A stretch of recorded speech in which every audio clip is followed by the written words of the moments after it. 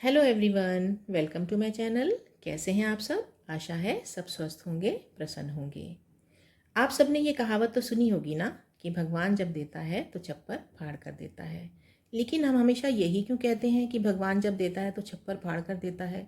हम ये क्यों नहीं कहते कि भगवान जब देता है तो दोनों हाथों से देता है, या भगवान जब देता है तो दिल खोल कर देता है, या भगवान जब देता है तो दीवार फोड़ कर देता है या छत फोड़ कर देता है? हम हमेशा यही कहते हैं कि भगवान जब देता है तो छप्पर फाड़ कर देता है।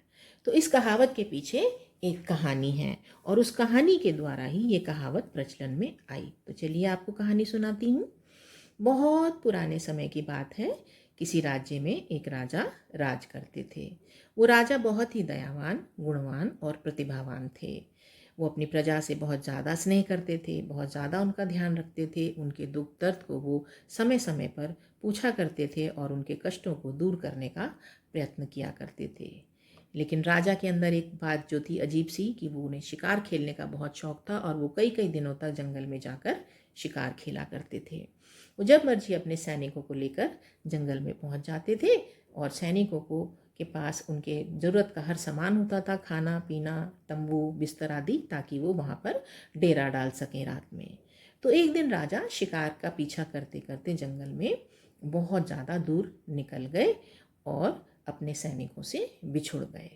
सैनिक राजा को ढूंढ ढूंढ कर थक गए, लेकिन राजा का कुछ अता पता नहीं, क्योंकि वो तो शिकार का पीछा करते करते इतने ज़्यादा मगन हो गए थे कि वो उन्हें सुध बुद्धि नहीं रही कि वो अपने सैनिकों से बिछुड़ गए हैं। और वो एक बहुत घने जंगल में जा पहुँचे और जब उन्हें होश आया तो उन्होंने देखा कि वो तो एक बहुत घने जंगल में पहुंच चुके हैं और रास्ता भटक चुके हैं। शिकार भी बिल्कुल ओझल हो चुका है आंखों से और वो इधर उधर रास्ता तलाश करने लगे, लेकिन घने जंगल में रास्ता मिलना तो बहुत कठिन होता है। बहुत ज़्यादा राजा परेशान हो गए, थक कर चूर भी हो चुके थे। भूख और प्यास से वो व्याकुल हुए जा रहे थे, सब जगह ढूंढ रहे थे, लेकिन उन्हें कहीं कोई सहारा नहीं मिल रहा था। तभी उन्हें दूर एक छोटी सी रोशनी टिमटिमाती हुई नजर आई और वो उसी रोशनी की तरफ चलने लगे। उन्हें कुछ सहारा सा दिखा कि शायद यहाँ पे आके मुझे कुछ सहारा मिल सकता है। और वहाँ पे जब वो गए तो उन्हें एक बूढ़ी अम्मा दिखी और वो जो कुटिया थी उसमें बूढ़ी अम्मा रहा करती थी जंगल के बीच में। अपनी कुटिया बनाकर वो रहा करती थी, बिल्कुल अकेली रहती थी। उन्हें किसी चीज़ का कोई डर नहीं था, कोई भय नहीं था, क्योंकि वो भगवान पर बहुत ज़्यादा भरोसा करती थी और वो कहती थी कि भगवान मेरी हमेशा रक्षा करते हैं और मेरी सारी ज़रूरतों को पूरा करते हैं और एक ना एक दिन वो मेरे सारे कष्टों को दूर करेंगे और मेरी सहायता करने के लिए वो ज़रूर आएंगे और मैं भगवान पर ही पूरा भरोसा करती हूँ। राजा जब वहाँ पहुँचे तो उन्होंने बूढ़ी माँ को प्रणाम किया और कहा, माँ, मैं इस देश का राजा हूँ और बहुत ज़्यादा मैं थक गया हूँ, भूख और प्यास से व्याकुल हो गया हूँ। शिकार का पीछा करते करते मैं जंगल में रास्ता भटक गया था। क्या आप मेरी सहायता करेंगी, मुझे आश्रय देंगी आज रात के लिए? तो बूढ़ी माँ ने कहा कि राजन, आप हमारे राजा हो, आपकी आपको सहारा देना, आपकी सेवा करना हमारा कर्तव्य है। और दूसरा, आप हमारे अतिथि हो और हम भारतीयों का तो ये परम कर्तव्य है कि हम अतिथि को भगवान के समान समझते हैं। आप बैठिए, मैं आपके लिए भोजन की व्यवस्था करती हूँ। और बूढ़ी अम्मा के पास जो कुछ भी रूखा सूखा था और जो कुछ भी थोड़ा बहुत आटा बूढ़ी अम्मा के पास था, उसने जल्दी से वो आटा गूंदा और राजा के लिए रोटियां बनाई गर्मा गर्म। और जंगल की जो जंगली सब्जियां होती थीं, जो जंगली पत्ते होते थे, उसी को वो बनाकर सब्जी बना लिया करती थी। तो माँ ने जल्दी से वो पत्ते लाई तोड़कर और उसका साग बनाया और राजा के सामने वो साग उन्होंने परोस दिया। और पास की नदी से वो थोड़ा जल ले आई ताकि राजा उसको पिए और अपनी प्यास बुझाएं।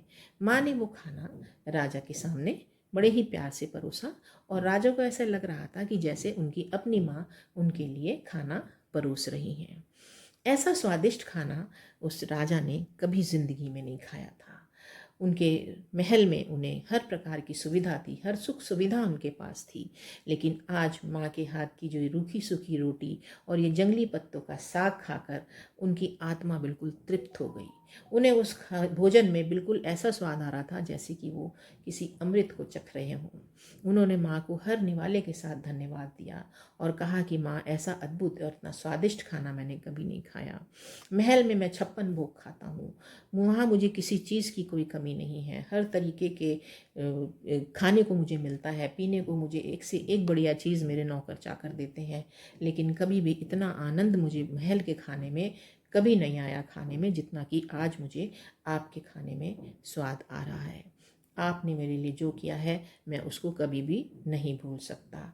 माँ ने कहा कि नहीं राजन, ये तो मेरा कर्तव्य है। और माँ ने राजा के सोने की व्यवस्था की। उन्होंने अपनी खटिया पर जो भी बिस्तर उनके पास उपलब्ध था वो बिस्तर उन्होंने लगाया और राजा उस पर बड़ी ही सुख की नींद सोए। रात भर ऐसी चैन की नींद राजा सोए और उन्हें एहसास हुआ कि जब वो महल में सोते हैं, अपने मखमली बिस्तरों पे सोते हैं, तो सारी रात करवट बदलते बदलते ही कट जाती है, लेकिन आज वो बहुत ही सुख और चैन की नींद सोए। सुबह हुई और उनके सैनिक उन्हें ढूंढते ढूंढते आ गए और वो राजा को देखकर बहुत प्रसन्न हुए और उन्होंने कहा कि राजन, रात भर से हम आपको ढूंढ रहे हैं, लेकिन आपका कहीं अता पता नहीं था और हम बहुत डर गए थे कि कहीं आपके साथ कोई अनहोनी तो नहीं हुई, लेकिन हम आपको देखकर बहुत प्रसन्न हैं। तो राजा ने कहा कि मुझे माँ ने आश्रय दिया और माँ ना होती तो पता नहीं मेरा क्या होता। चलते समय राजा ने बूढ़ी माँ से पूछा कि माँ, आप बताइए मैं आपके लिए क्या कर सकता हूँ। आपने मेरा इतना अच्छा सत्कार किया, मुझे खाने को दिया, मुझे सोने को दिया, मुझे आश्रय दिया, उसके बदले में आपके लिए क्या कर सकता हूँ। तो माँ ने कहा कि नहीं, अगर मेरे घर में अतिथि आए और मैं उनके लिए कुछ करूं और उसके बदले में मैं उनसे कुछ मांगूं तो मैं पाप की भागी मानी जाऊंगी।